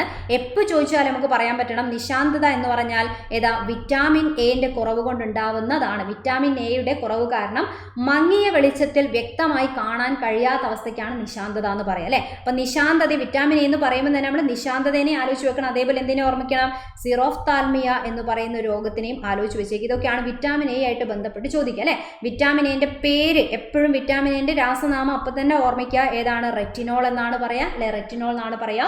അപ്പൊ സിറോഫ്താൽമിയ എന്ന് പറയുമ്പം കോർണിയ എന്ന് പറയുന്ന നമ്മളെ കണ്ണിലെ ഭാഗം വരണ്ടു പോവുക, അതാര്യമായി പോവുക, അങ്ങനെ നമുക്ക് കാഴ്ച പ്രശ്നം ഉണ്ടാവുന്നതാണ് സിറോഫ്താൽമിയ. നിശാന്തത എന്ന് കേട്ട് കഴിഞ്ഞാൽ എന്താ പ്രശ്നം, മങ്ങിയ വെളിച്ചം അല്ലെ, മങ്ങിയ വെളിച്ചത്തിൽ വ്യക്തമായിട്ട് കാഴ്ച ഇല്ല അല്ലെ, കാഴ്ച ഇല്ലാത്ത പ്രശ്നമാണിത്. അപ്പൊ അതെല്ലാം തീരുമാനം. പെല്ലഗ്ര എന്ന് പറഞ്ഞു കഴിഞ്ഞാൽ എന്താ, പെല്ലഗ്ര രോഗം എന്ന് പറഞ്ഞു കഴിഞ്ഞാൽ ആരാ, നിയാസിന് പല്ലില്ല എന്ന് പറഞ്ഞ് പഠിച്ച ഓർമ്മയുണ്ട്. നിയാസിന് പല്ലില്ല എന്നാണ് പറയാം. അപ്പം നിയാസ് ആരാ, നിയാസിൻ അല്ലെ, നിയാസിന്റെ കുറവ് കൊണ്ടാണ് ഉണ്ടാവുന്നത്. അതാരാ നിയാസിൻ എന്ന് പറഞ്ഞാൽ, നിയാസിൻ ഓർമ്മയുണ്ടോ, വിറ്റാമിൻ തന്നെയാണ്. വിറ്റാമിൻ B3 പറയുന്ന പേരാണ് നിയാസിൻ അഥവാ നിക്കോട്ടിനിക് ആസിഡ് എന്നാണ് പറയാം. നിയാസിൻ അഥവാ നിക്കോട്ടിനിക് ആസിഡ് എന്നാണ് നമ്മൾ ഇതിന് പറയേണ്ടത്. ഓക്കെ, അപ്പൊ നിയാസ് എന്ന് പറയുന്ന 3 വയസ്സുള്ള കുട്ടി എന്ന് ആലോചിക്കുമ്പോൾ B3 നിയാസിൻ എന്ന് കിട്ടും. നിയാസിന് പല്ലും ഇല്ല എന്ന് ആലോചിച്ചാൽ പെല്ലഗ്ര എന്ന് പറയുന്ന ഒരു രോഗവും നമുക്ക് കിട്ടും. അപ്പം അതും പോയി അല്ലെ. അതുമല്ല ബെറി എന്താ, ബെറി എന്ന് പറയുമ്പോൾ തന്നെ അവിടെ തന്നെ ഉണ്ട് B ആണ് അല്ലെ, B ആണ്. വിറ്റാമിൻ ബിന്റെ അപര്യാപ്തതയാണ്. വേണമെങ്കിൽ B1 എന്ന് പറയാം. തയമിൻ എന്ന് പറയുന്നതിന്റെ പേര് നമുക്ക് എടുത്തു പറയാം അല്ലെ, തയമിൻ. അപ്പൊ അതുമല്ല. ഇനി ഏതാ ഓപ്ഷനിലുള്ള, ഓസ്റ്റിയോപോറോസിസ്. Okay, osteoporosis. അപ്പൊ ഇവിടെ എന്തായാലും കാൽസ്യം ഫോസ്ഫേറ്റ് അസ്ഥിയുമായി ബന്ധപ്പെട്ട് നമ്മളിപ്പോൾ പഠിച്ചു. ഓസ്റ്റിയോ എന്നുള്ള വാക്ക് കേൾക്കുമ്പോൾ തന്നെ അവിടെ വീണ്ടും അസ്ഥിയെ നമുക്ക് ആലോചിക്കാം. അപ്പൊ അസ്ഥിക്ക് ആവശ്യമാണ് കാൽസ്യം, ഫോസ്ഫറസും, വിറ്റാമിൻ ഡിയും ഒക്കെ അല്ലെ. അപ്പൊ അതൊക്കെ കുറയുമ്പോൾ ഉണ്ടാകുന്ന അവസ്ഥയാണ്. നമ്മൾ ആ പഴയ ടെക്സ്റ്റിലും പുതിയ ടെക്സ്റ്റിലും എല്ലാം പറഞ്ഞ കാര്യമാണ്. നിർബന്ധമായിട്ടും ആലോചിച്ച് വെച്ചേക്കുക. അസ്ഥിഭാഗങ്ങൾ നശിക്കുകയും സുഷിരങ്ങൾ രൂപപ്പെട്ട്, പോറോ എന്ന് പറഞ്ഞാൽ എന്താ, കുഞ്ഞു കുഞ്ഞു സുഷിരങ്ങൾക്കാണ് നമ്മൾ പോർ അഥവാ ചെറിയ സുഷിരങ്ങൾക്കാണ് പോർ എന്ന് പറയാം. അപ്പൊ അസ്ഥിയിൽ സുഷിരങ്ങൾ രൂപപ്പെട്ട് അസ്ഥിന്റെ കാഠിന്യം നഷ്ടപ്പെടുക, അങ്ങനെ ഉണ്ടാവുന്ന അവസ്ഥയ്ക്കാണ് ഓസ്റ്റിയോപോറോസിസ് എന്ന് പറയാ. പ്രോട്ടീൻ, കാൽസ്യം, വിറ്റാമിൻ ഡി എന്നിവയുടെ അഭാവം ഈ രോഗാവസ്ഥയ്ക്ക് ഇടയാക്കുന്നു. ഓക്കെ, അപ്പൊ കിട്ടിയല്ലോ, ഓസ്റ്റിയോപോറോസിസ് ആണ് ആൻസർ. അവിടെ കിട്ടി. വിറ്റാമിൻ ഡിന്റെ കുറവും കാൽസ്യം കുറവും ഒക്കെ അസ്ഥികളൊക്കെ ബലം കുറഞ്ഞ് പൊടിഞ്ഞു പോകുന്ന പോലത്തെ അവസ്ഥയാണ് എന്ത്, ഓസ്റ്റിയോപോറോസിസ്. വേറൊരു രോഗവും കൂടെ സ്ലൈഡിൽ കാണാം. അസ്ഥിയായിട്ട് ബന്ധപ്പെട്ട് നമ്മൾ ടെക്സ്റ്റ് കൊടുത്ത കുറേ രോഗങ്ങളുണ്ട്. അതിൽ ഒരെണ്ണം കൂടെ ഇവിടെ സ്ലൈഡ് കാണാം. റുമാറ്റോയിഡ് ആർത്രൈറ്റിസ് എന്നാണ്. നമ്മൾ ആർത്രൈറ്റിസ് എന്ന് മാത്രം പറയാറുണ്ട് അല്ലെ. അപ്പൊ അതെന്താ, ശരീരത്തിന് പ്രതിരോധ ശക്തി നൽകുന്ന വ്യവസ്ഥയിൽ ചിലരിൽ തരുണാസ്ഥിയെയും സൈനോവിയൽ സ്ഥലത്തെയും നശിപ്പിച്ചേക്കാം. ഇത് സന്ധികളിൽ അസഹ്യമായ വേദനയും നീർവീക്കവും ഉണ്ടാക്കുന്നു. ഓക്കെ, ഈ വൈകല്യം പുരുഷന്മാരെക്കാൾ സ്ത്രീകളിൽ കൂടുതലായി കാണപ്പെടുന്നു എന്നും കൊടുത്തിട്ടുണ്ട്. അപ്പൊ ശരീരത്തിന് പ്രതിരോധ ശക്തി നൽകുന്ന വ്യവസ്ഥ ചിലരിൽ തരുണാസ്ഥിയെയും സൈനോവിയൽ സ്ഥലത്തെയും നശിപ്പിക്കാം. നമുക്ക് പ്രതിരോധ ശക്തി നൽകുന്ന നമ്മളെ വ്യവസ്ഥ തന്നെ നമ്മുടെ ശരീരത്തിലെ തരുണാസ്ഥിനെയും സൈനോവിയൽ സ്ഥലത്തിനെയും ഒക്കെ നശിപ്പിച്ചിട്ട് ഈ രോഗം ഉണ്ടാവാം. അല്ലാതെ പറയുന്ന സമയത്ത് ഇങ്ങനെയും പറയും, ഈസ്ട്രജൻ. ഓക്കെ, ഈസ്ട്രജൻ എന്ന് പറയുന്ന ഹോർമോണിന്റെ കുറവ് കാരണം ഈ രോഗം ഉണ്ടാവും. ഹോർമോൺ കുറവ് കാരണവും ഈ രോഗം ഉണ്ടാവും. അപ്പൊ ഈസ്ട്രജൻ ഹോർമോൺ ആരെ ഹോർമോണാ, സ്ത്രീകളിൽ കാണപ്പെടുന്നതാണ്. അതുകൊണ്ടാണ് സ്ത്രീകളിൽ കൂടുതലായിട്ട് ഈ രോഗം കാണപ്പെടുന്നു എന്ന് പറഞ്ഞു. പുരുഷനിലുണ്ടാവും, സ്ത്രീയിലുണ്ടാവും. സ്ത്രീകളിൽ കുറച്ചും കൂടെ കൂടുതൽ കാണാൻ കാരണം ഈസ്ട്രജൻ ഹോർമോണിന്റെ കുറവ് വരുമ്പോഴും ഈ രോഗം ഉണ്ടാവും. കാരണം ഈസ്ട്രജൻ ഹോർമോൺ എന്ന് പറയുമ്പോൾ സ്ത്രീക്ക് ഉള്ള ഹോർമോണാണ് അല്ലെ, സ്ത്രീന്റെ ഹോർമോണാണ്. അപ്പൊ അതൊന്ന് അവിടെ ആലോചിച്ച് വെക്കാം. റെഡി, ക്ലിയർ അല്ലേ? അപ്പൊ ഇനി അടുത്തൊരു ക്വസ്റ്റ്യനിലേക്ക് പോവാണ്. ഇനിയും രോഗങ്ങളൊക്കെ നമ്മൾ ടെക്സ്റ്റ് ബുക്കിൽ കൊടുത്തതുണ്ട്, ഒന്ന് ഓർമ്മിച്ച് കറക്റ്റ് പഠിച്ചു വെച്ചേക്കണം. നെക്സ്റ്റ് ഒരു ക്വസ്റ്റ്യൻ സ്ഥിരം ചോദിക്കുന്നതാണ്. പേശികളെ അസ്ഥികളുമായി ബന്ധിപ്പിക്കുന്ന യോജക കല ഏതാണ്? അസ്ഥിയും പേശിയും ബന്ധിപ്പിക്കുന്നത് ഏത്? അസ്ഥിയും ബന്ധിപ്പിക്കുന്നത് എത്രയോ പ്രാവശ്യം ചോദിച്ച ക്വസ്റ്റ്യൻ ആണ്, മാറിപ്പോവരുത്. പേശി, അസ്ഥി എന്ന് പറയുമ്പോൾ സ്നായുക്കൾ, രക്തം, തരുണാസ്ഥി, ടെൻഡൻ. ഏതാണ് ആൻസർ വരിക? ഇതിലേതാ? അസ്ഥിയും പേശിയുമായി ബന്ധിപ്പിക്കുന്നതാണ് ടെൻഡൻ അല്ലെ. ആൻസർ എന്താണ്? ടെൻഡൻ എന്നാണ് പറയാ. ഇനി അതേ ക്വസ്റ്റ്യൻ തന്നെ എങ്ങനെ ചോദിക്കാറുണ്ട്? അസ്ഥിയും തമ്മിൽ ബന്ധിപ്പിക്കുന്നത് ഏതാണെന്ന് ചോദിച്ചാലാണ് സ്നായുക്കൾ അല്ലെ. അസ്ഥികളുമായിട്ട് ബന്ധിപ്പിക്കുന്നത് ചോദിച്ചാൽ സ്നായുക്കൾ മറക്കരുത്. അതിനാണ് നമ്മൾ ഓർമ്മിക്കാൻ ആലോചിക്കുക. സ്നായുക്കൾ എന്നുള്ളതിന് പകരം ചിലപ്പം ലിഗമെന്റ് എന്ന് പറയാം. രണ്ടും ശരിയാണ് കേട്ടോ. സ്നായുക്കൾ അഥവാ ലിഗമെന്റ്. സ്നായുക്കൾ എന്നുള്ളതിൻ്റെ ഇംഗ്ലീഷ് വാക്ക് ലിഗമെന്റ് എന്നാണ്. ആ രീതിയിലും ചോദിക്കാറുണ്ട്. അപ്പൊ സ്നായു എന്ന് പറയുമ്പം നമ്മൾ നായ എന്നാ സ്നായു പെട്ടെന്ന് കേൾക്കുമ്പോൾ നായക്കൾ എന്നല്ലേ കേൾക്കുന്നത്. അപ്പൊ അങ്ങനെ കേട്ടാൽ കേട്ടാൽ മതി. ഓക്കെ, നായ എന്ന് ആലോചിച്ചാൽ മതി. നായക്ക് ഇഷ്ടമുള്ള സാധനം എന്താ? അസ്ഥിയാണ് അല്ലേ. അപ്പോൾ ഒരു നായക്കുട്ടി വന്നിട്ട് എന്ത് ചെയ്യാണ്? 2 അസ്ഥിക്ക് വേണ്ടിയിട്ട് ഇങ്ങനെ കടിപിടി കൂടാണ്. അപ്പോൾ അസ്ഥിയും എന്ന് പറയുമ്പം നായൻ ആലോചിക്കുക, സ്നായു എന്ന് പറയുന്ന വാക്ക് അവിടെ കിട്ടും അല്ലേ. റെഡി അല്ലേ? നമുക്ക് എങ്ങനെ ആൻസർ കിട്ടണം? അപ്പോൾ എന്ത് വേണമെങ്കിലും നമ്മൾ ആലോചിക്കും. റെഡി? ഓക്കെ, ഇനി അടുത്ത ഒരു ക്വസ്റ്റ്യനിലേക്ക് നമുക്ക് പോവാം. മനുഷ്യ ശരീരത്തിൽ തരുണാസ്ഥികൾ കാണപ്പെടുന്നത് എവിടെയൊക്കെയാണ്? തരുണാസ്ഥി എന്ന് കേട്ടിട്ടുണ്ട് അല്ലെ. സാധാരണ അസ്ഥിന്റെ അത്ര ബലം ഇല്ലാത്ത സോഫ്റ്റ് ആയിട്ടുള്ള മൃദുലമായിട്ടുള്ള അസ്ഥി പോലത്തെ ഭാഗത്തിനെയാണ് നമ്മൾ തരുണാസ്ഥി അല്ലെങ്കിൽ എന്ത് പേരിട്ട് വിളിക്കുക? കാർട്ടിലേജ് അല്ലെ. എന്താ പറയുന്നത്? കാർട്ടിലേജ് എന്നാണ് പറയാറ്. കാർട്ടിലേജ്. റെഡി അല്ലേ? ചെവിക്കുടയിൽ ഉണ്ടോ? നമ്മളെ ചെവിക്കുട ഇങ്ങനെ ഭയങ്കര ഫ്ലെക്സി, അതുകൊണ്ടല്ല നമുക്ക് ഇഷ്ടം പോലെ കമ്മലൊക്കെ ഇങ്ങനെ എത്ര വേണമെങ്കിലും ഇങ്ങനെ അടിച്ചടിച്ചിടാൻ പറ്റുന്നത്. അത് ഭയങ്കര സോഫ്റ്റ് ആയതുകൊണ്ടാണ്. അപ്പൊ ചെവിക്കുടയിൽ ഉണ്ടോ എന്ന് ചോദിച്ചാൽ ശരിയാണ്, പിന്ന എന്നാണ് നമ്മൾ ഇംഗ്ലീഷ് പറയാം അല്ലെ. കശേരുകൾക്കിടയിൽ, കശേരു എന്ന് പറഞ്ഞാൽ എന്താ? നമ്മളെ നട്ടെല്ലിൽ കാണപ്പെടുന്ന, നട്ടെല്ലിലുള്ള അസ്ഥികളുടെ പേരാണ് കശേരു. ഓക്കെ, ആ കശേരുവിന്റെ ഇടയിലുണ്ടോ? ഓരോ കശേരുവിന്റെയും ഇടയിൽ ഇങ്ങനെ ചെറിയ ചെറിയ ചെറിയ ചെറിയ ഓരോ അസ്ഥികളാണ് അല്ലെ. അപ്പൊ അതിന്റെ പേരാണ് കശേരു. അപ്പൊ ഇതിന്റെ ഒക്കെ ഇടയിലുണ്ടോ എന്ന് ചോദിച്ചാൽ യെസ്, ഇവര് തമ്മിൽ ഫ്രിക്ഷൻ ഇല്ലാതിരിക്കാനൊക്കെ സഹായിക്കുന്ന രീതിയിൽ ഇതിന്റെ ഇടയിലുണ്ടോ എന്ന് ചോദിച്ചാൽ ശരിയാണ്. 2 അസ്ഥികൾ ചേരുന്ന ഭാഗത്ത്, അതിനല്ലേ നമ്മൾ അസ്ഥിസന്ധി എന്ന് പറയാ. 2 അസ്ഥി ചേരുന്നതിനാണ് അസ്ഥിസന്ധി. അവിടെയുണ്ട് 2 അസ്ഥി ചേരുമ്പം അസ്ഥികൾ ഭയങ്കരമായി ഘർഷണമൊക്കെ വന്ന പ്രശ്നമാണ് അല്ലെ. അതുകൊണ്ട് ഒരു റബ്ബർ കുഷൻ ഫിറ്റ് ചെയ്തതുപോലെ 2 അസ്ഥിന്റെയും ഇടയിൽ ചേരുന്ന ഭാഗത്ത് എന്ത് ചെയ്തിട്ടുണ്ട്? ഇത് ഫിറ്റ് ആക്കിയിട്ടുണ്ട്. ഇപ്പോൾ ഇതൊരു അസ്ഥിയാണ്, ഇത് വേറൊരു അസ്ഥിയാണെങ്കിൽ രണ്ടും കൂടെ ചേരുന്ന ഈ ഭാഗത്ത് എന്ത് ഫിറ്റ് ആക്കിയതാ? ഇവിടെയായിട്ട് നമ്മൾ തരുണാസ്ഥിനെ ഫിറ്റ് ആക്കിയിട്ടുണ്ട്. അപ്പം അതും എന്താണ്? ശരിയായ ആണ് അല്ലെ. നെയ്സൽ സെപ്റ്റം, മൂക്കിന്റെ ഈ ഭാഗത്തിനാണ് നെയ്സൽ സെപ്റ്റം. ഇത് ഭയങ്കര ഫ്ലെക്സിബിൾ അല്ലേ ഇവിടെ അല്ലെ. കുറച്ച് അങ്ങോട്ട് കട്ടിയാണെങ്കിൽ ഇവിടെ ഭയങ്കര ഫ്ലെക്സിബിൾ ആണ്. ഈ ഭാഗമാണ് നെയ്സൽ സെപ്റ്റം. അപ്പൊ അതും എന്താണ്? റെഡി, അതും ശരിയാണ്. എന്ന് വെച്ച് കഴിഞ്ഞാൽ 1, 2, 3, 4 എല്ലാം ശരിയാണ് അല്ലെ. എല്ലാ ഭാഗത്തും ഈ സാധനം കാണുന്നു എന്നുള്ളത് ഓർമ്മിച്ച് വെച്ചേക്കുക. റെഡി? ക്ലിയർ? ഇതിൽ ചിലതൊക്കെ SCERT-ലും ചിലത് NCERT-ലും ഒക്കെ ആയിരുന്നു. SCERT-ന്റെ പുതിയ ടെക്സ്റ്റിൽ അങ്ങനെ ഒരു ഭാഗം കൊടുത്തിട്ടുണ്ട്. ഇവിടെ അത്യാവശ്യം എല്ലാ കാര്യങ്ങളും എക്സ്പ്ലെയിൻ ചെയ്യുന്ന കാണാം. അസ്ഥികളേക്കാൾ മൃദുവായതും അസ്ഥികളേക്കാൾ മൃദുവായതും വഴക്കമുള്ളതുമായ യോജക കലയാണ് തരുണാസ്ഥി. തരുണാസ്ഥിയും ഒരു യോജക കലയ്ക്ക് എക്സാമ്പിൾ ആണ്. രക്തം ഒക്കെ പോലെ തന്നെ അസ്ഥിയും ഒക്കെ പോലെ തരുണാസ്ഥിയും എന്ത് തന്നെയാണ്? യോജക കലയ്ക്ക് എക്സാമ്പിൾ ആണ്. ഓക്കെ, ഇനി നോക്കുക. കൈമുട്ടുകൾ, കാൽമുട്ടുകൾ, കണങ്കാലുകൾ എന്നിവയിലും വാരിയെല്ലുകളുടെ അഗ്രങ്ങളിലും നട്ടെല്ലിലെ കശേരുകൾക്കിടയിലും ചെവിക്കുടയിലും മൂക്കിന്റെ അഗ്രഭാഗത്തും ശ്വാസനാളത്തിലും ഇവ കാണപ്പെടുന്നു. കണ്ടല്ലോ, ഒരുപാട് സ്ഥലത്തിന്റെ പേര് പറഞ്ഞു. നമ്മൾ ഓപ്ഷൻ ഉള്ളതിനേക്കാൾ കൂടുതൽ ഇവിടെ കണ്ടു. അപ്പൊ ഇവ അസ്ഥികളുടെ അഗ്രഭാഗങ്ങളിൽ കാണപ്പെടുന്ന തരുണാസ്ഥി അസ്ഥിസന്ധികളിലെ ഘർഷണം കുറയ്ക്കുന്നു. അപ്പോൾ ഓരോ അസ്ഥിയും ചേരുന്നിടത്ത് ഇങ്ങനെ നമ്മൾ ചില ഡോറിന്റെ ഒക്കെ ഇടയിൽ നമ്മൾ റബ്ബർ കുഷ്യൻ വെക്കും അല്ലെ, അതേപോലെ ഫിറ്റ് ആക്കി വെച്ചിട്ടുണ്ട്. ഇവയിൽ രക്തക്കുഴലുകളോ നാഡികളോ ഇല്ല. രക്തക്കുഴലുകളുടെ അഭാവം മൂലം തരുണാസ്ഥി ഇതര കലകളേക്കാൾ സാവധാനത്തിലാണ് എന്ത് ചെയ്യുന്നത്? വളരുന്നത് എന്ന് ഓർമ്മിച്ചു വെക്കുക. അതേപോലെ ചോദിക്കുന്നതാണ് ശ്വാസനാളവുമായിട്ട് ബന്ധപ്പെട്ടിട്ട് പ്രീവിയസ് ക്വസ്റ്റ്യൻ ചോദിച്ചതാണ്. യൂണിവേഴ്സിറ്റി LGS പോലത്തെ എക്സാമിനൊക്കെ മുൻപേ വന്ന ക്വസ്റ്റ്യൻ ആണ്.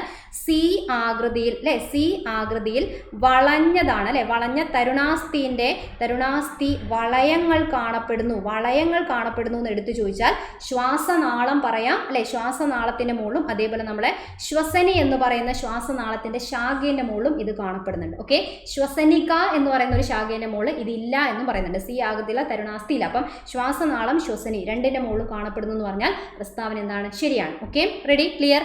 ഇനി അടുത്ത ഒരു ക്വസ്റ്റ്യൻ നമുക്ക് നോക്കാം. മനുഷ്യ ശരീരത്തിൽ പ്രവേശിക്കുന്ന രോഗാണുക്കളെ വിഴുങ്ങി നശിപ്പിക്കുന്ന പ്രവർത്തനമാണ് ഫാഗോസൈറ്റോസിസ്. ആ വാക്ക് അവിടെ നിന്ന് പഠിക്കുക കേട്ടോ. രോഗാണുക്കൾ വന്ന രോഗാണുവിനെ വിഴുങ്ങുന്ന പരിപാടിക്കാണ് ഫാഗോസൈറ്റോസിസ് എന്ന് പറയാം. അപ്പോൾ ഫാഗോസൈറ്റോസിസ് എന്ന് പറയുന്ന ഈ പരിപാടി കാണിക്കുന്ന രക്തകോശങ്ങളുണ്ട്, അവരെ നമ്മൾ ഫാഗോസൈറ്റുകൾ എന്നാണ് പറയാം. ഫാഗോസൈറ്റ് ശ്വേതരക്താണുക്കളല്ലേ പ്രധാനമായിട്ട് ഈ രോഗാണുക്കളുമായിട്ട് അടിപിടി കൂടി പ്രതിരോധ ശേഷിക്ക് സഹായിക്കുന്നവർ. അപ്പോൾ ശ്വേതരക്താണുവിന് 5 ടൈപ്പ് ഉണ്ട് അല്ലെ. ഈ 5 ടൈപ്പിൽ ഏതൊക്കെയാണ് ഫാഗോസൈറ്റോസിസ് കാണിക്കുന്നത് എന്നാണ് ചോദിച്ചിരിക്കുന്നത്. ഏതൊക്കെയാണ് 5 ടൈപ്പ്? ആരൊക്കെ സഹായിക്കുക? 1 യെസ്, ആരാ? ഏതൊക്കെയാണ്? ഓപ്ഷൻ എന്താ വരിക? ഓപ്ഷൻ ഏതൊക്കെ വരും? മോണോസൈറ്റ് ഉണ്ട് നമുക്കറിയാം, അതേപോലെ ന്യൂട്രോഫിലും അല്ലെ. അപ്പം മോണോസൈറ്റ് ഉണ്ട്, ന്യൂട്രോഫിൽ ഉണ്ട്. അപ്പം ഓപ്ഷൻ ഏതാണ്? ഓപ്ഷൻ സി ആണ് അല്ലെ. ഓപ്ഷൻ സി, മോണോസൈറ്റും ന്യൂട്രോഫിലാണ് രോഗാണുവിനെ പിടിച്ചു വിഴുങ്ങുന്ന ആൾക്കാർ. മോണോസൈറ്റ് എന്ന് പറയുമ്പോൾ ഏറ്റവും വലിയ ശ്വേതരക്താണുവാണ്. അത് രോഗാണുവിനെ കണ്ട് അങ്ങനെ തന്നെ പിടിച്ചു വിഴുങ്ങുകയാണ് ചെയ്യുക. ന്യൂട്രോ എന്ന് പറയുമ്പോൾ ന്യൂട്രീഷൻ ആലോചിച്ചാൽ മതി. നമ്മൾ ന്യൂട്രീഷൻ എന്ന് പറഞ്ഞാൽ എന്താ? പോഷണം അല്ലെ. നമ്മൾ കഴിക്കുന്നതല്ലേ, എല്ലാം വായിലേക്ക് ഇടുകയല്ലേ ചെയ്യുന്നത്. അപ്പം ന്യൂട്രോ, ന്യൂട്രീഷൻ. അപ്പം ന്യൂട്രോഫിനെ കണക്ട് ചെയ്യാൻ പറ്റും. മോണോസൈറ്റും ആണ് അടുത്ത ആൻസർ. ഓക്കെ, അപ്പോൾ ഇത് നമ്മളെ പുതിയ ടെക്സ്റ്റ് ബുക്കിൽ രക്തകോശങ്ങളെയൊക്കെ പരിചയപ്പെടുത്തുന്ന രീതിയിൽ സ്ലൈഡ് കൊടുത്തിട്ടുണ്ട്. അപ്പോൾ ഒന്ന് നന്നായിട്ട് വായിച്ചേക്കുക. രക്തം പഠിക്കുമ്പം പഠിച്ചു കഴിഞ്ഞാൽ റിവൈസ് ചെയ്യാൻ പറ്റിയ ഒരു സ്ലൈഡാണിത്. ഓക്കെ, നമ്മളെ പുതിയ ടെക്സ്റ്റിലുള്ളതാണ്. രക്തത്തിൻ്റെ ദ്രാവക ഭാഗത്തിനെയാണ് നമ്മൾ എന്ത് പറയുക? പ്ലാസ്മ എന്ന് പറയാം അല്ലേ. രക്തത്തിൻ്റെ ദ്രാവക ഭാഗത്തിനെയാണ് പ്ലാസ്മ എന്ന് പറയാം. നമ്മളെ പ്ലാസ്മയ്ക്ക് നിറമുണ്ടോ? യെസ്, ഇളം മഞ്ഞ നിറമാണ്. വൈക്കോലിൻ്റെ ഒക്കെ പോലെയുള്ള ഇളം മഞ്ഞ നിറം എന്നാണ് പറയുക. ഗ്ലൂക്കോസിനെ കോശങ്ങളിലേക്ക് എത്തിക്കാനൊക്കെ സഹായിക്കുക എന്ന് പറയുന്നതും പ്ലാസ്മേൻ്റെ ധർമ്മമാണ്. ഓക്കെ, പിന്നെ നമ്മളെ പ്രധാനപ്പെട്ട രക്തകോശമാണ് അല്ലേ. ഒരെണ്ണം എന്താണ്? പ്ലേറ്റ്ലെറ്റ് ആണ് ഒരു പ്രധാന രക്തകോശം. 3 തരം രക്തകോശമാണ്. രക്തം കട്ട പിടിക്കാൻ സഹായിക്കുന്ന രക്തകോശമാണ് പ്ലേറ്റ്ലെറ്റ്. പിന്നെ നമ്മളെ വെളുത്ത രക്തകോശം അല്ലെങ്കിൽ നമ്മളെ WBCനെ കാണാം. WBC എന്താ ചെയ്യുന്നത്? അതിൻ്റെ പ്രത്യേക ആകൃതിയില്ല. പ്ലേറ്റ്ലെറ്റിനാണെങ്കിലും പ്രത്യേകിച്ച് ആകൃതിയില്ല, WBCക്കും ആകൃതിയില്ല. പക്ഷേ വെളുത്ത രക്തകോശത്തിന് മർമ്മമുണ്ട്. ഇവിടെ മർമ്മം ഇല്ല എന്നുള്ളത് ഓർമ്മിക്കുക. ആകൃതിയും ഇല്ല, പക്ഷേ ഇവിടെ മർമ്മമുണ്ട്. രോഗാണുക്കളെ നശിപ്പിക്കാനാണ് സഹായിക്കുക അല്ലേ. RBC അഥവാ ചുവന്ന രക്തകോശം എന്തിനാ സഹായിക്കുന്നത്? അതിൻ്റെ ആകൃതി ചോദിച്ചാൽ ഡിസ്കിൻ്റെ ആകൃതി അല്ലെങ്കിൽ ബൈകോൺകേവ് ആകൃതിയാണെന്നും പറയും. 2 ഭാഗം കുഴിഞ്ഞ ബൈകോൺകേവ് ആകൃതി എന്ന് പറയും. ഇതിനും മർമ്മമില്ല. ഹീമോഗ്ലോബിൻ അടങ്ങിയിരിക്കുന്നത് ആരെ കൂടിയാണ്? ചുവന്ന രക്തകോശത്തിന് കൂടിയാണ് ഹീമോഗ്ലോബിൻ എന്ന് പറയുന്ന വർണ്ണകം കാണപ്പെടുന്നത് അല്ലേ. അതുകൊണ്ടാണ് ചുവന്ന നിറം കിട്ടാനുള്ള കാരണം. പിന്നെ ഓക്സിജൻ, കാർബൺ ഡൈ ഓക്സൈഡ് എന്നിവയുടെ വിനിമയത്തിന് സഹായിക്കുന്ന ആരാണ്? ചുവന്ന രക്തകോശമാണ്. ഓക്കെ, അപ്പോൾ പ്രധാനപ്പെട്ട രക്തകോശത്തിന്റെ പേര് ഇവിടെ കാണാം. അരുണ രക്താണു, ശ്വേത രക്താണു, പ്ലേറ്റ്ലെറ്റ് എന്ന് 3 പേര് ആലോചിച്ച് വെക്കുക. ശരീരത്തിലെ രക്തത്തിന്റെ അളവ് എത്രയാണെന്ന് ചോദിച്ചാൽ നമ്മൾ മുൻപേ 5 ലിറ്റർ അല്ലെ 5 മുതൽ 6 ലിറ്റർ എന്നൊക്കെ പറയും. അപ്പം 5.5 ലിറ്റർ എന്ന് പറയുന്ന രീതിയിൽ ഇപ്പോൾ കൃത്യമായിട്ട് ടെക്സ്റ്റിൽ കൊടുത്തിട്ടുണ്ട്. അപ്പം 5.5 ലിറ്റർ 5.5 അല്ലെ 5.5 അല്ലെങ്കിൽ 5.5 ലിറ്റർ എന്ന് പറഞ്ഞു കഴിഞ്ഞാൽ എന്താണ്? ശരിയാണ്, 5.5 ലിറ്റർ ആലോചിച്ച് വെച്ചേക്കാം. റെഡി? 5.5 ലിറ്റർ തന്നെ എഴുതാണേ. ക്ലിയർ? 5.5 ലിറ്റർ ആണ് രക്തത്തിൻ്റെ അളവ്. 5 മുതൽ 6 എന്ന് പറഞ്ഞാൽ ശരിയാണ്. 5.5 ലിറ്റർ എന്ന് ഇപ്പോൾ എടുത്തു കൊടുത്തതുകൊണ്ട് ഓർമ്മിച്ച് വെക്കുക. രക്തത്തിൻ്റെ pH ചോദിക്കാറുണ്ട്. രക്തം അമ്ലഗുണമാണോ ക്ഷാരഗുണമാണോ എന്ന് ചോദിച്ചാൽ ചെറുതായിട്ട് ക്ഷാരഗുണമാണ്. അപ്പോൾ 7.4 ആണ് എന്ത്? രക്തത്തിൻ്റെ pH. 7ൽ കൂടിയാൽ ക്ഷാരഗുണമായി അല്ലേ, ബേസായി. അപ്പം 7.4 ആണ് എന്ത്? രക്തത്തിൻ്റെ pH എന്ന് പറയുന്നത്. അപ്പോൾ അത്രയും കാര്യങ്ങൾ അവിടെ കണക്ട് ചെയ്ത് വെക്കുക. പിന്നെ ഇതാണ് പ്രധാനമായിട്ടുള്ള 5 തരം ശ്വേതരക്താണുക്കൾ: neutrophil, basophil, eosinophil, monocyte, lymphocyte അല്ലേ. അപ്പോൾ ഇവിടെ നമ്മൾ നേരത്തെ ചോദ്യത്തിൻ്റെ ഇവിടെ കാണാം, ബാക്ടീരിയനെ വിഴുങ്ങി നശിപ്പിക്കുന്നു ആരാ? ന്യൂട്രോഫിൽ. അപ്പോൾ ന്യൂട്രോഫിലിന് കിട്ടിയല്ലോ. മോണോസൈറ്റ് കൊടുത്ത കണ്ടോ? രോഗാണുക്കളെ വിഴുങ്ങി നശിപ്പിക്കുന്നു. അപ്പോൾ ഇവർ 2 പേരുമാണ് വിഴുങ്ങി നശിപ്പിക്കാൻ സഹായിക്കുന്നവർ. ഓക്കെ, ഇതും ചോദിച്ചതാണ്. രോഗാണുക്കളെ പ്രത്യേകം തിരിച്ചറിഞ്ഞ് നശിപ്പിക്കുന്നത് ആരാന്ന് ചോദിച്ചാൽ അത് ലിംഫോസൈറ്റ് എന്ന് പറയുന്ന ആളാണ്. ഓക്കെ, ഇതാണ് 5 തരത്തിലുള്ള ശ്വേതരക്താണുക്കൾ. ശ്വേതരക്താണുക്കളുടെ ആയുസ്സൊക്കെയാണ് കൊടുത്തത്. 5 മുതൽ 21 ദിവസം വരെ എന്നൊക്കെ ആയുസ് കൊടുത്തു. അല്ലെങ്കിൽ ഒരു 2 ആഴ്ച എന്നൊക്കെ നമ്മൾ കാണാറുണ്ട്. ശരിയാണ്, പ്രത്യേകിച്ച് നിറമില്ല, മർമ്മം കാണപ്പെടുന്നു. എല്ലാം നോക്കിക്കഴിഞ്ഞാൽ അറിയാം അതിനകത്ത് എന്തുണ്ട്? മർമ്മം എന്ന് പറയുന്ന ഭാഗങ്ങൾ കാണാൻ പറ്റും അല്ലേ. പിന്നെ 5 തരമാണ്. ആ 5 തരത്തിനെയാണ് നമ്മളിവിടെ പഠിച്ചത്. റെഡി? ഓക്കെ, അതേപോലെ ഇനിയും കുറേ ക്വസ്റ്റ്യൻസും ഒക്കെ നമുക്ക് ഇതേപോലെ തന്നെ ഡിസ്കസ് ചെയ്യാനുണ്ട്. ഒരെണ്ണം കൂടെ ജസ്റ്റ് നോക്കുക, നമുക്ക് എന്നിട്ട് നിർത്താം കേട്ടോ. ഇനി നോക്കുക, സ്ഥൂലധാതുക്കൾ ഏതൊക്കെയാണ്? സ്ഥൂലധാതുക്കൾ ഏതൊക്കെയാണെന്ന് ചോദിച്ചാൽ ക്വസ്റ്റ്യൻ വന്നതാണ് ഈ അടുത്ത്. Calcium, potassium, chloride, sodium, magnesium, ഇങ്ങനെ കുറേ ഓപ്ഷൻ, എപ്പോഴും കൺഫ്യൂഷൻ ഉണ്ടാക്കുന്നതാണ് അല്ലേ. അപ്പോൾ സ്ഥൂലം എന്ന് പറഞ്ഞു കഴിഞ്ഞാൽ എന്താണ്? മാക്രോ എന്നാണ് അർത്ഥം. മാക്രോ ആണ് സ്ഥൂലം. ഓക്കെ, സ്ഥൂലം. മൈക്രോ എന്ന് പറയുന്നതാണ് എന്ത്? സൂക്ഷ്മം അല്ലേ. സൂക്ഷ്മം എന്ന് പറഞ്ഞാൽ ഇത് കുറവാണ്, കുറഞ്ഞ അളവിൽ മതി. സൂക്ഷ്മം കുറച്ചല്ലേ അല്ലേ, കുറഞ്ഞ അളവാണ്. മാക്രോ എന്ന് പറയുമ്പോൾ സ്ഥൂലം കുറേ അളവിൽ വേണ്ടതാണ്. അപ്പം സ്ഥൂലധാതുക്കൾ ഏതൊക്കെയാണ്? നമ്മുടെ ശരീരത്തിന് ആവശ്യമായിട്ടുള്ള സ്ഥൂലം കൂടുതൽ അളവിൽ വേണ്ടത് ഏതൊക്കെയാണ് എന്നാണ് ചോദിക്കുന്നത്. ഓക്കെ, അപ്പം ഇവിടെ നോക്കുകയാണെങ്കിൽ ഇങ്ങനെ ഈ 2 കാര്യം അങ്ങനെ പഠിച്ചു വെച്ചാൽ മതി. സ്ഥൂലധാതു അഥവാ മാക്രോ കൂടുതൽ അളവിൽ വേണ്ടത് ഏതാ എന്ന് ചോദിച്ചാൽ calcium, magnesium, sodium, potassium, sulphur, chloride, phosphorus, ഇത്രയാണ് വേണ്ടത്, കൂടുതൽ അളവിൽ വേണ്ടത്. അപ്പോൾ ഇങ്ങനെ ആലോചിച്ച് വെക്കാറുണ്ട്. കാൽസ്യം എന്ന് പറയുമ്പോൾ എന്താണ് അല്ലേ? C കൊടുക്കുന്നു, മഗ്നീഷ്യത്തിന് M കൊടുക്കുന്നു, സോഡിയം എന്ന് പറയുമ്പോൾ S കൊടുക്കുക അല്ലേ. അതേപോലെ പൊട്ടാസ്യത്തിനൊരു P, അതേപോലെ സൾഫറിന് S കൊടുത്തു, ക്ലോറൈഡ് പറയുന്നത് പോലെ അങ്ങോട്ട് കൊടുക്കുക. അതേപോലെ CMS കോളേജ് എന്നൊക്കെ കേട്ടില്ല. അതേപോലെ CMS PSC പഠിക്കാൻ വേണ്ടിയിട്ട് പോയി എന്ന് പറയാം. അപ്പോൾ ഫോസ്ഫറസ് ആണ്, ഫോസ്ഫറസ് നമ്മൾ വീണ്ടും P കൊടുക്കുകയാണ്. ഫോസ്ഫറസ് ജസ്റ്റ് ഇങ്ങനെ പോയി എന്ന് അവിടെ ആലോചിച്ച് വെച്ചാൽ മതി അല്ലേ. അപ്പോൾ പോയി എന്ന് അവിടെ അല്ലെങ്കിൽ P എന്ന് പറയുമ്പോൾ എന്താണ് പോയി എന്ന് കിട്ടണ്ടേ, അതിന് വേണ്ടിയിട്ട് ജസ്റ്റ് പറഞ്ഞാണേ. അപ്പോൾ ഇങ്ങനെ ഒരു കോഡ് വെച്ചിട്ട് നമ്മൾ ജസ്റ്റ് ഏതെങ്കിലും ഒരെണ്ണം ഇങ്ങനെ ഓർത്ത് വെച്ചാൽ മതി. അപ്പം CMSൽ PSC പഠിക്കാൻ പോയി എന്ന് പറയുമ്പോൾ ഇവിടെ കിട്ടും കാൽസ്യം, മഗ്നീഷ്യം, അതേപോലെ സോഡിയം ആണ്, ഫോസ്ഫറസ് ആലോചിച്ച് വെച്ചേക്കുക, അതേപോലെ ഏതാണ് പൊട്ടാസ്യം, സൾഫറിക് ക്ലോറൈഡ്. ഇത് വെച്ചിട്ട് ഇത്രയും കാര്യങ്ങൾ സ്ഥൂലമാണ്, ബാക്കിയുള്ളതൊക്കെ ഏതാ സൂക്ഷ്മത്തിലാണ് വരിക. അപ്പം അയേൺ, അതേപോലെ chromium, iodide, copper, selenium, manganese, zinc, fluoride, molybdenum. അപ്പോൾ ഇതൊക്കെ സൂക്ഷ്മമാണ് വളരെ കുറച്ച്. അല്ലെങ്കിൽ എങ്ങനെ ആലോചിക്കാം, നമുക്ക് അത്ര കേട്ട് പരിചയമില്ലാത്ത ആൾക്കാരൊക്കെ സൂക്ഷ്മമാണ് അല്ലേ. അതിൽ പക്ഷേ സിങ്കിനെയും മാംഗനീസിനെയും നമുക്ക് കേട്ട് പരിചയമുള്ളവരുണ്ട്. പക്ഷെ മോളിബ്ഡിനം എന്നൊക്കെ പറയുമ്പോൾ, ഫ്ലൂറൈഡ് എന്നൊക്കെ പറയുമ്പോൾ അത്ര ഒരു ഫെമിലിയർ അല്ലാത്തതൊക്കെ സൂക്ഷ്മമാക്കിയിട്ട് കൊടുക്കുക, അല്ലാത്തത് സ്ഥൂലം. ഓക്കെ, മാറി പറയരുത്, ഇത്രയാണ് വേണ്ടത്, ഇത് വെച്ചിട്ടാണ് സെലക്ട് ചെയ്യുക. അപ്പം സിങ്ക് എന്ന് വന്നാലും മാംഗനീസ് വന്നാലും അയേൺ വന്നാലൊക്കെ എന്ത് ചെയ്യണം, അതൊക്കെ സൂക്ഷ്മമാണ്. അങ്ങനത്തെ ഓപ്ഷനൊക്കെ നമുക്ക് ഇവിടെ നിന്ന് ഒഴിവാക്കാം അല്ലേ. ഇതാ ഇവിടെ സിങ്ക് വന്നിട്ടുണ്ട്, സിങ്ക് വന്നു, അപ്പം ഈ ഓപ്ഷൻ എന്തായി, ഇത് വേണ്ട അല്ലേ. അയേൺ വന്നിട്ടുണ്ട്, അപ്പം അയേൺ എന്ന് പറയുന്ന ഓപ്ഷൻ നമുക്ക് എടുക്കണ്ട. സോഡിയം, മഗ്നീഷ്യം, അഗെയിൻ സിങ്ക് വന്നിട്ടുണ്ട്, കോപ്പറൊക്കെ വന്നിട്ടുണ്ട്, അപ്പോൾ അതൊന്നും വേണ്ട. ഇതിലേതാ വേണ്ട ആൻസർ, ഒന്നാമത്തെ തന്നെയാണ് ആൻസർ അല്ലേ. കാൽസ്യം, പൊട്ടാസ്യം, ക്ലോറൈഡ്, സോഡിയം, ഇതൊക്കെ വരുന്ന ഒന്നാമത്തതാണ് ഇത് സ്ഥൂല ധാതുക്കൾ ഏതൊക്കെയാണെന്ന് ചോദിച്ചു കഴിഞ്ഞാൽ അതാണ് അതിൽ വേണ്ടത്. റെഡി അല്ലേ, ക്ലിയർ. അപ്പോൾ ഇതൊന്ന് ജസ്റ്റ് ഇതേപോലെ പഠിച്ചു വെച്ച് കഴിഞ്ഞാൽ ഇങ്ങനെയുള്ള ക്വസ്റ്റ്യൻസ് വന്നു കഴിഞ്ഞാൽ അറ്റൻഡ് ചെയ്യാൻ പറ്റും. Ready, clear. അപ്പോൾ എന്തായാലും നമ്മൾ കുറേ അധികം ക്വസ്റ്റ്യൻസ് ഇപ്പോൾ ഈ ഒരു വീഡിയോയിൽ പരിചയപ്പെട്ടു.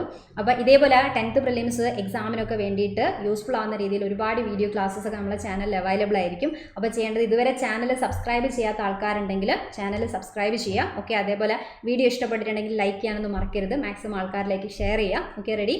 അപ്പം സബ്സ്ക്രൈബ് ചെയ്ത് കഴിഞ്ഞാൽ നിങ്ങൾക്ക് ഇവിടെ കിട്ടുന്ന എല്ലാ അപ്ഡേഷൻസും ആ സ്പോട്ടിൽ തന്നെ അറിയാൻ പറ്റും. ഓക്കെ അല്ലേ. അപ്പോൾ എന്തായാലും ഇതേപോലെയുള്ള കൂടുതൽ ക്ലാസ്സസും കാര്യങ്ങളൊക്കെ ആയിട്ട് നമുക്ക് വീണ്ടും കാണാം. Thank you.